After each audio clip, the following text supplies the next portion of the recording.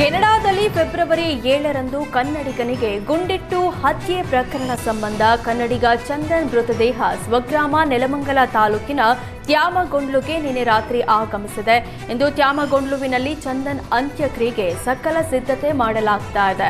ಚಂದನ್ ಮನೆಯ ಬಳಿ ಪಾರ್ಥಿವ ಅಂತಿಮ ದರ್ಶನಕ್ಕೆ ವ್ಯವಸ್ಥೆ ಮಾಡಲಾಗಿದ್ದು, ತ್ಯಾಮಗೊಂಡ್ಲು ಮುಕ್ತಿಧಾಮದಲ್ಲಿ ಚಂದನ್ ಅಂತ್ಯಕ್ರಿಯೆ ನಡೆಯಲಿದೆ.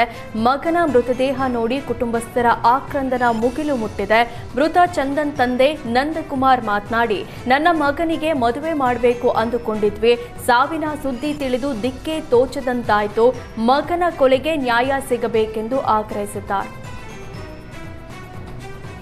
ಭಾನುವಾರ ರಾತ್ರಿ 8 ಗಂಟೆಗೆ ಯಾವುದೋ ಒಂದು ಕಾಲ್ ಬಂತು, ಬುಲೆಟ್ನಿಂದ ನಿಮ್ಮ ಮಗ ತೀರೋಗಿದ್ದಾನೆ, ಬುಲೆಟ್ ಶಾರ್ಟ್ ತೀರೋಗಿದ್ದಾನೆ ಅಂತ ಬಂದು ಅದು ತಕ್ಷಣ ಮಾಡಿದು ಕೆನಡಾದಕ್ಕೆ ಒಬ್ಬರಿಗೆ ಫೋನ್ ಮಾಡಿದ್ದು.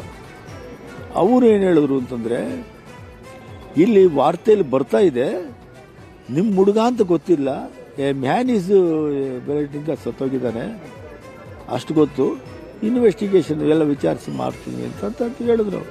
ಅಲ್ಲಿನ ಸನ್ನಿವೇಶ ನಮಗೆ ಗೊತ್ತಿಲ್ಲ, ಆದರೆ ನಮ್ಮಲ್ಲಿ ಸಂಸ್ಕಾರಗಳು ಕಡಿಮೆ ಆಗ್ತಾ ಇದೆ. ಈ ಸಂಸ್ಕಾರಗಳು ಎಲ್ಲಿ ಕಡಿಮೆ ಆಯಿತು ಅಲ್ಲಿ ಮನುಷ್ಯನಿಗೆ ಬೆಲೆ ಇಲ್ಲ.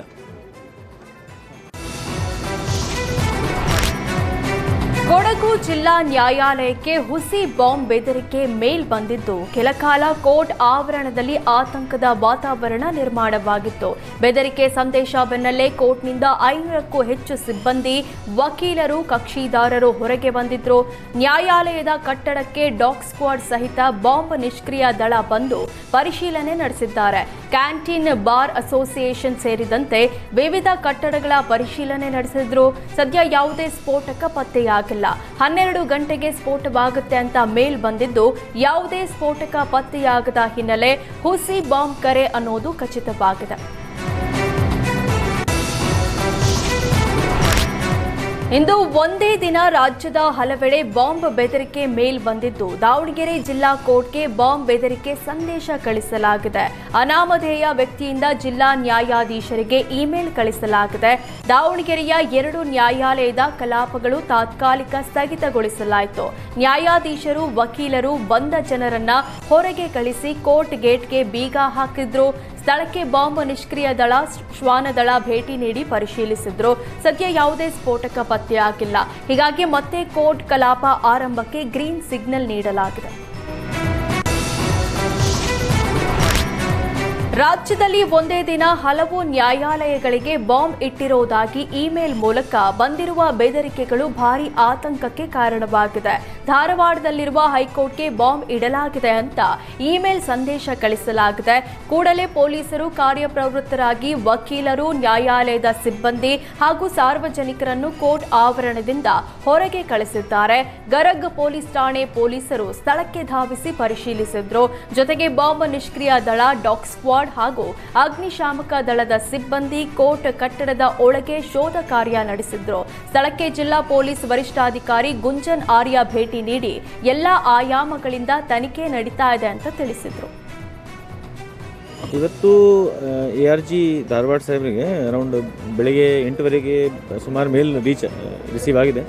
ಅವರು 10 ಗಂಟೆಗೆ ಆಫೀಸ್ ಬಂದಾದಮೇಲೆ ನೋಡಾದ್ಮೇಲೆ ಇಮಿಡಿಯೇಟ್ಲಿ ನಮ್ಮ ಧಾರವಾಡ ಜಿಲ್ಲಾ ಪೊಲೀಸ್ಗೆ ಇನ್ಫಾರ್ಮ್ ಮಾಡಿ ನಾನೇ ಮತ್ತು ನಮ್ಮ ಅಧಿಕಾರಿಗಳು ಎಲ್ಲರೂ ಇಲ್ಲಿ ಇಮಿಡಿಯೇಟ್ಲಿ ಬಂದು ಈಗ ನಮ್ಮ ಹೈಕೋರ್ಟ್ ಧಾರವಾಡ ಬೆಂಚ್ ಬಿಲ್ಡಿಂಗ್ ಏನಿದೆ ಅದಕ್ಕೆ ಪರಿಶೀಲನೆ ಸ್ಟಾರ್ಟ್ ಮಾಡಿಬಿಟ್ಟಿದ್ದೀವಿ.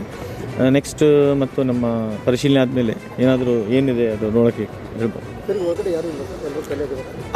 ಪೂರ್ತಿ ಬಿಲ್ಡಿಂಗ್ ವೇಕೇಟ್ ಮಾಡಿಸಿದ್ದೀವಿ. ಎಲ್ಲ ವೆಹಿಕಲ್ಸ್ನೂ ಹೊರಗಡೆ ಕಳಿಸಾಗಿದೆ. ಬರೀ ನಮ್ಮ ಪೊಲೀಸ್ ಸ್ಟಾಫ್ ಮತ್ತು ಎಮರ್ಜೆನ್ಸಿ ಅಂದರೆ ಫೈರ್ ಅಥವಾ ಆಂಬ್ಯುಲೆನ್ಸ್. ಹಾಸನ ಜಿಲ್ಲಾ ನ್ಯಾಯಾಲಯಕ್ಕೂ ಬಾಂಬ್ ಬೆದರಿಕೆ ಇಮೇಲ್ ಬಂದಿದ್ದು, ಸ್ಥಳಕ್ಕೆ ಹಾಸನ ನಗರ ಠಾಣೆ ಪೊಲೀಸರು, ಬಾಂಬ್ ಪತ್ತೆ ದಳ, ಶ್ವಾನದಳ ಆಗಮಿಸಿ ಪರಿಶೀಲಿಸಿದ್ರು. ಬಾಂಬ್ ನಿಷ್ಕ್ರಿಯ ದಳ ಹಾಗೂ ಶ್ವಾನದಳ ಪಾರ್ಕಿಂಗ್, ಕೋರ್ಟ್ ಆವರಣ, ನ್ಯಾಯಾಲಯದ ಸುತ್ತ ತಪಾಸಣೆ ನಡೆಸಿದ್ರು. ಯಾವುದೇ ಸ್ಫೋಟಕ ಪತ್ತೆಯಾಗದ ಹಿನ್ನೆಲೆ ಎಂದಿನಂತೆ ಕೋರ್ಟ್ ಕಲಾಪ ನಡೆಸಲಾಯಿತು.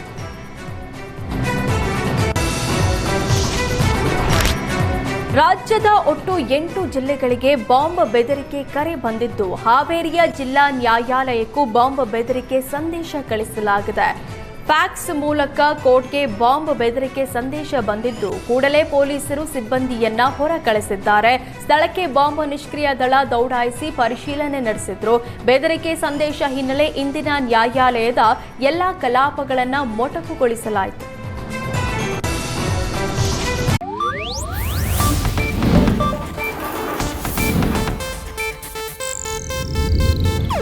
ಇದು ಏಷ್ಯಾನೆಟ್ ನ್ಯೂಸ್ ನೆಟ್ವರ್ಕ್ ಪ್ರಸ್ತುತಿ.